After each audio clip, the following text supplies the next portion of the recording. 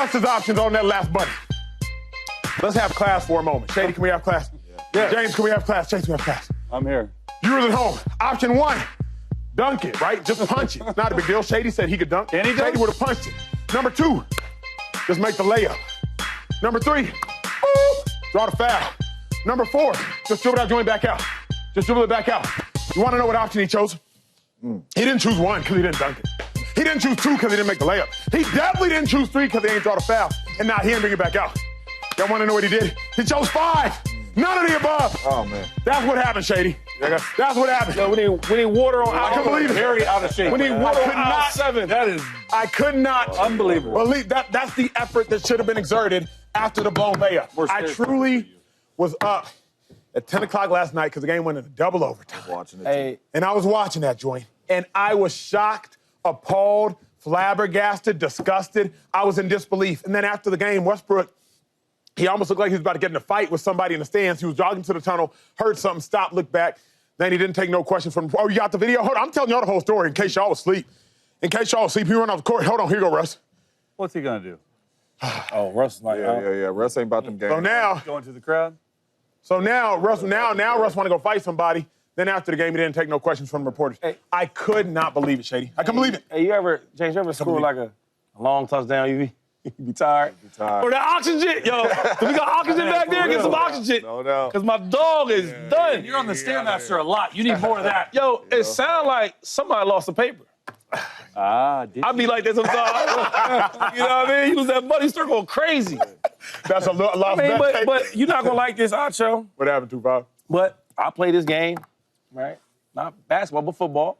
And sometimes, easy games, you win a game, and then you might fumble the ball. You might drop an easy pass. Saquon Barkley, the best player in football, in my opinion, right Falcons now. game. Falcons game, he dropped a 1-yard pass, like something like this, though, right?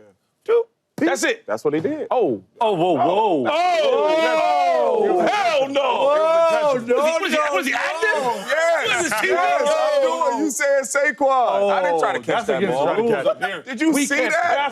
It was intentional. I'm helping your take, Don't sir. help my take. I don't know. He dropped the ball. On this show, if you drop a pass, you do push-ups. Well, I don't know Saquon what need to that- come up here because I'm doing the Anyway, so and then Saquon lost that game, did he not? He did. A lot of times we watched the Chiefs. Dudes, when they won the last time they won the championship, they had them losing games where guys are wide open, dropping passes. So that happens. And I'm not gonna talk too bad about Westbrook because we know who he is. You have to be honest about athletes. LeBron James gave us the freedom to, by the way, most recently last week. Hey, criticize me when I'm worthy of criticism and don't otherwise. You got to be honest. If Russell Westbrook would have missed a free throw, fine. If Russell Westbrook even blows a layup, shouldn't happen, acceptable. But when you miss a free throw, then you blow the layup, then you foul the three-point shooter, Shady. Yeah, but that's like sequence. Fumbling on first down, y'all recover it. Then you drop the pass on second down, but you still got third down. Then you miss the pass protection on third down, quarterback gets sacked, fumbled, and then you lose the game. At that point in time, I got to That's address what you it. took out of the game, though?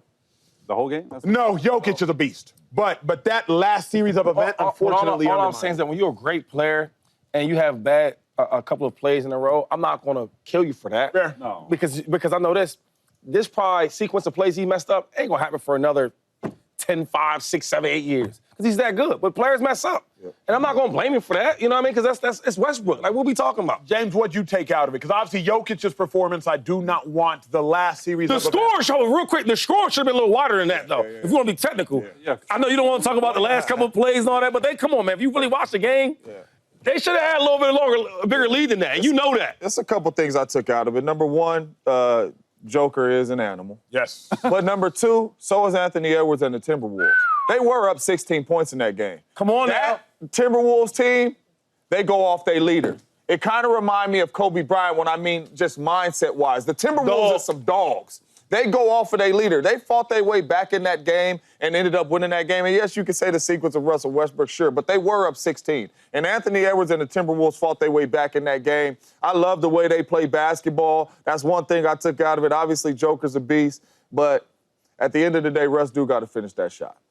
But not only that, I would have loved to see, like you were stomping, Russell Westbrook got a famous stomp, too. I would love to see him flush that ball right there and do that Russell Westbrook stomp. The game is over, dog. You know what I'm saying? I would love to see that. But That was a great basketball game. The NBA say they ratings down and they want ratings. If that was your first game tuning in to watch a basketball game, you got a treat yesterday. I mean, that was a game. Joker dropping 61, 10, and 10 is unbelievable. It's the most points in a triple-double in NBA history. Unbelievable. There's only been 3 60-point triple-doubles. My whole thing is, like, I believe the Nuggets are going to be tough out in the playoffs if Joker plays like this. But the difference between this Nuggets team and the one that won it 2 years ago, this team right here, it doesn't have depth. They don't have depth like they did a few years ago. In Minnesota, they're the 7th seed. They beat them 6 straight times, so they got their number. Yeah. But Joker has to play like they dropped all those points. He dropped a 61-point triple-double, and they still lost the game. So the Lakers, if I'm the Lakers today, I'm feeling good about that because the Lakers have beat up on the Nuggets the last 2 times, I believe. So my whole thing is like, dude, celebrate Joker, celebrate Ant, but this Nuggets team, Joker has to play like they still lost the game. And they were a 61-point triple-double. What's crazy is highlighting the 61-point triple-double for a second because Jokic is top 3 in assists, top 3 in rebounds. He's top 3 in the league in points. I believe he might even be top 3 in the league in steals.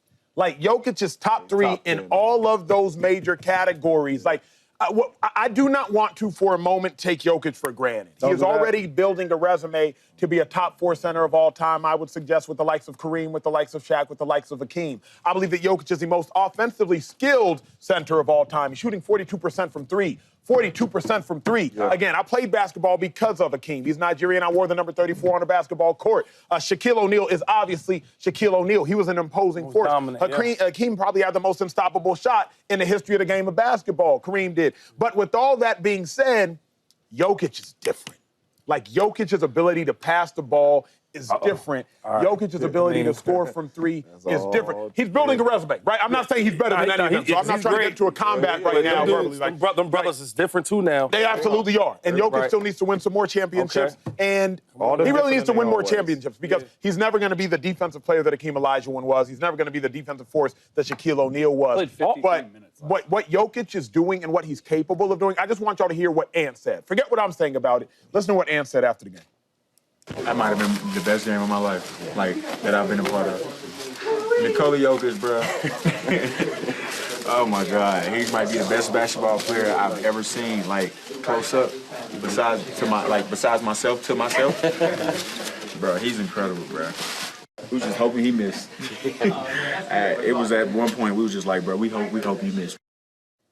God, to me, what I loved there was, like, at the point in which your opponent is saying we're just hoping, you mean, like, strategies out the window and you're just leaning on to hope, that's where I say, yo, Jokic is superstar player. Yes. But they was hoping them other dudes didn't get the ball. I'm about to say that because, I mean, and this block is about Jokic, so I'm going to give him his credit because he's phenomenal. Like, even when you look at him, you don't see this. You know what I mean? You don't see the pass and assists. You don't see him rip the ball. Like, you don't see them things until you see him play the game. But, you know, like, it was some great. There yet, of course. Some great big ones because, like, the same way probably they can't guard him, he can't guard them other dudes. Like, Shaq is going to have 40 and 50s too, if you're not going to be fouling him. For sure. And then Dream, right? Dream going to be doing all the pump fake, dribbling. So they all are in that category. But I will say this about him, though, like, and this is something like when I look at Steph Curry, it's like he makes everybody believe that, yo, I can do that, right? When you see Jokic, like, he look out of shape. Yeah. It ain't like he can play the whole game and have 61 points. Right now, it's about how, like, he hobbles up the court, you know what I'm saying? So he gets the ball, and he's making all these different plays. He's making the right plays, the no-look passes, the three-pointers, great from the free throw line. Like, he does all these different things. That's why he's a special player. It's the same thing like Steph Curry. He makes everybody believe that, yo, I can do that. Yeah. The mailman, the teacher, because the way he's built, the way he looks. So he's super special, man. And then another thing about him is he had to grind. He wasn't no top 10, top 5 pick. He had to really go grind and go earn it, though. So I love what he's doing. Hopefully my Warriors see him in the playoffs and we shut that thing down. Ooh. Yeah, because you know how we do. It's crazy. It's crazy because if you didn't watch the game and you just seen, like, the box scores and you're like, yeah, Nikola Jokic, you would think he was a 6'1" guard. Yeah. So you really would. Like, when you watch Joker play, like, this is a big man. You just said all that assist and steals, and, like, those are guard numbers, and this is a big man out behind the three-point line, shooting the ball at a high rate, right? He could post you up. He could take you down there. He's making every pass right. He's playing the game like a guard, and he's 7 feet tall. I think that's what's so impressive to me. Like, this dude will bring the ball up. he plays like he a young Steph Curry or something. Right. You know what I mean? If you looked at the box score and then you turn the TV on, you like, that's Joker? Slow motion. No, that ain't him. But that's how he play. He's a special basketball player, man. Can you apologize to Westbrook? That was a little extreme, man.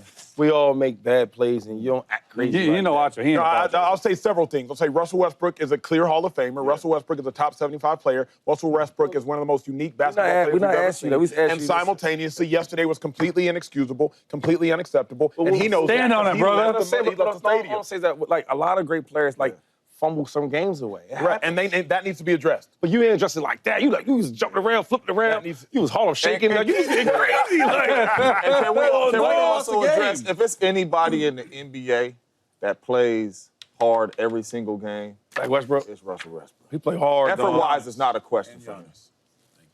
And Giannis, he said.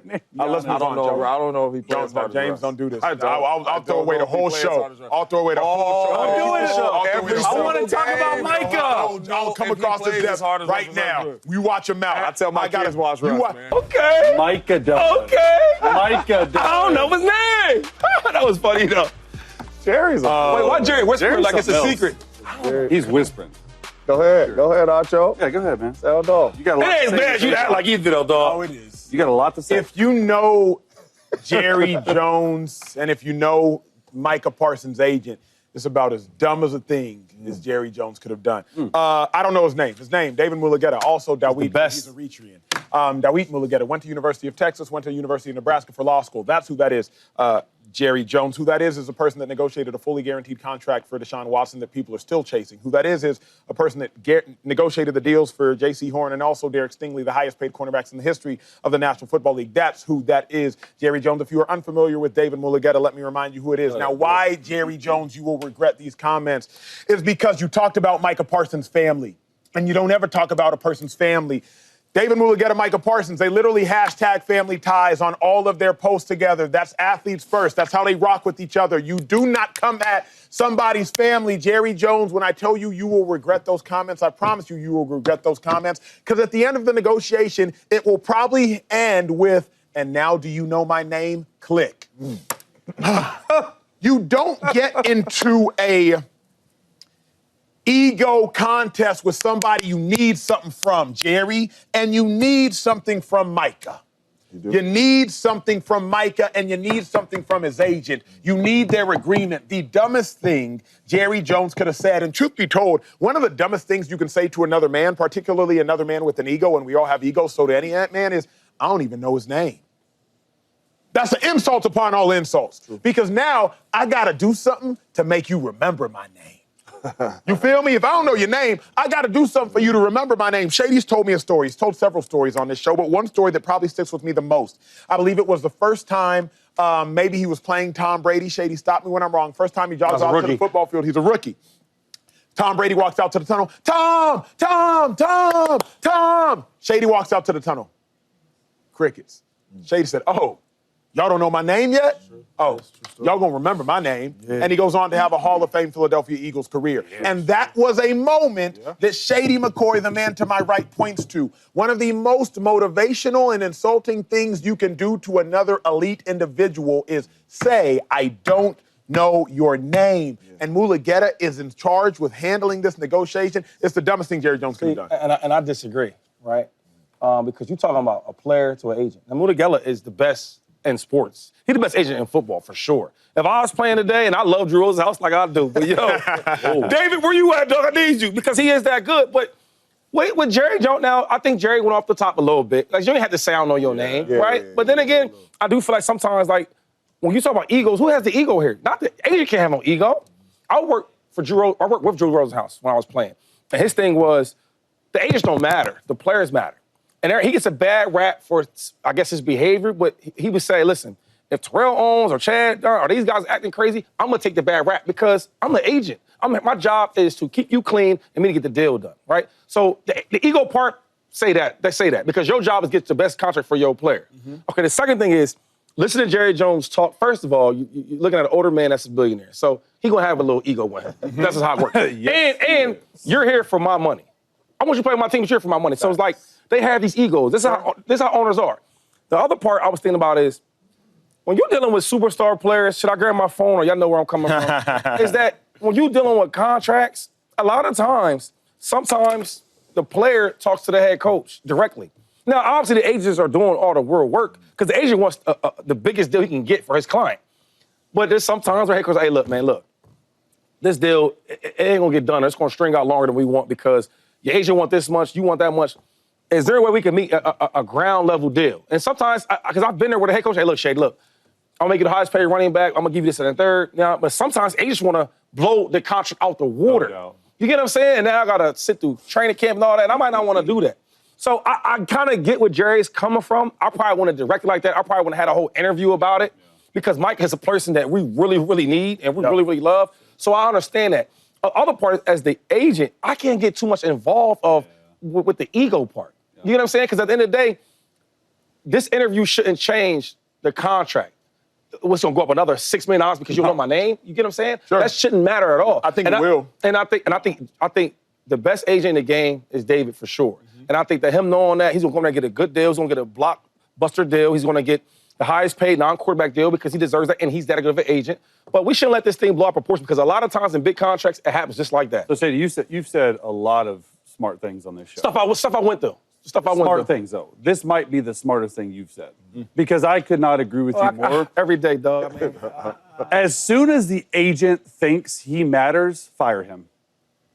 Fire them. Well, don't fire David, though. David's the best. David's the best. And I don't think David thinks as himself like that. I think he's a very humble guy who's the best in the game right now. Yes. Has clearly shown that. But I was on the NFL Players Association Board of Reps for 8 years. I was a voting rep. And I'm actually very pro-agent. There's a lot of players in the NFL that do not like agents because agents always look out for themselves first. How can I get into the news? And I'm not saying this is David. How can I make some more money so I can get paid more? The player is the one that matters. And exactly what Shady said. As soon as Jerry Jones decides that, hey, you have a $300 million contract, we're going to guarantee $175 million of it. You know where that $175 million guaranteed money has to go right away? Into the bank. Jerry Jones is writing a $175 million guaranteed check, and he's putting it into the bank. You're messing with a billionaire's money. I agree. He went over the top. I find it not a lot disrespectful to say you don't know his name, because I find that really hard to believe. But it's Jerry's money. And as soon as you write that check, that goes into the bank, because that's how these contracts are. It's called the funding rule. Okay, as soon as you write a guaranteed amount of money, it has to go in the bank. So Jerry Jones, if he guarantees $175 million, he is writing that check. That's right. And I do like that Micah has a direct line with Jerry, though. I do think that's really cool. I do think that just speaks to not only Jerry, but to Micah's superstar status. And I think that's smart. But as soon as an agent, in my opinion, if he is the one trying to do this and do that and get his name, should be, and it should always be about the player. Here's the problem, big dog. The problem with what I believe that's being said. Chase, if somebody came at one of your kids, you'd probably say something. Yeah, of course. Wife? Definitely. Why? Because they're my actual family. Sure. But to your your job culture, to protect actual, them. It's sure. your job to protect them. I can't suggest that some people differentiate between actual family and non-blood family. I think some people believe that non-blood family is just as close, if not closer, than family. And that's how I would suggest that sometimes they're closer. Jerry came at Micah Parsons' family. Agents in this day and age, 2025, especially depending upon how you raised, your culture, all the things, agents act like father figures. Yeah. Agents act like mother figures. Agents who you call when you need to pick out a wedding ring. Agents who you call when you need to plan your surprise photo shoot. I know that. I know athletes first. I know that agency. Agents who you need to call when you got baby mama drama. Agents who you need to call when you need to get a divorce. Agents is more than just an agent in this day and age. So Jerry coming at Micah Parsons' agent is Jerry coming at Micah Parsons. Micah Parsons even took to Twitter. I don't know, Colvin, do we have the tweet? Micah Parsons even took to Twitter yesterday to clear it all out. Yeah. Micah says, like, hey, dang, I don't even got my glasses on, so I can't he said, David is the best, and I will not be doing any deal without him. Like anyone with good sense, I hired experts for a reason. Yeah. So with all that being said, no one I trust more, that speaks to family to me. Yeah. So what I'm suggesting is, like, To insult the agent is to insult Micah. Jerry gonna regret that joint. Number one, let's take it easy on Jerry a little bit. Why, Number one, James Jones? Jerry's a little older. we all know older folks. They say what they want. They you know what I'm saying? crazy stuff. It ain't always the right thing, and you could have been like, hey, when you hey man, you didn't have to say his name. You know, that's probably what they Doesn't have told to him. be contentious. But to me, I don't think this is a big deal. Jerry's really close with Micah. You can have conversations without Micah. I think the only thing here that really like sits with me is the agent's not a factor. And I think that's Jerry being a little older, like, man, I ain't worried about the agent. I ain't got to deal with it. But he's right, though. He doesn't deal with the agent. He has hired people in his organization that deal with the agent, so he don't have to talk to Mulugeta straight up and all that if he don't want to. He has hired dudes to do numbers. But Jerry Jones, you know for a fact that the agent matters or the deal is not going to get done. You need the agent a part of this to get the deal done. But Jerry Jones is okay. The deal will get done. Yeah. He's a little not older. gonna be for I'm some not worried crazy about it. I think amount. the best thing Shady said is take your feelings and all that out of it. Please. Because The don't negotiation. you start trying to get more money and messing up something for Micah or something or holding this deal out a little bit longer and all that. You know what I mean? What up, YouTube family? Welcome to the facility. Thanks for watching, and you better be sure to hit that subscribe button if you want to get more highlights from the show and all of our exclusive content.